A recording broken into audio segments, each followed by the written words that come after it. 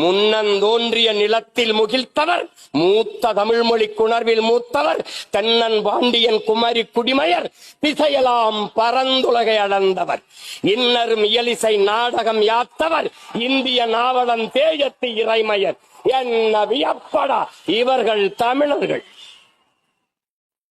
வான்முகில் மலையிடை வாழ்க்கை தொடங்கியவர், வளர்ந்தரு குறிஞ்சியில் காதலை உணர்ந்தவர், தேனுமில் முல்லை மருதம் நெய்தலை தீர ஆய்ந்து நல் இல்லறம் வகுத்தவர், காந்தரு பொருளையும் கலனியும் கண்டவர், கடலின் பரப்பையும் கடந்தையில் சென்றவர். ஏன் தம்பி தெரியுமா இவர்கள் தமிழர்கள்? ஆங்கிலம் அறிவின் பிடிச்சுக்கிற இயேசு பிறந்த 500 ஆண்டுகளுக்கு பிறகு உருவான மொழி ஆங்கிலம்.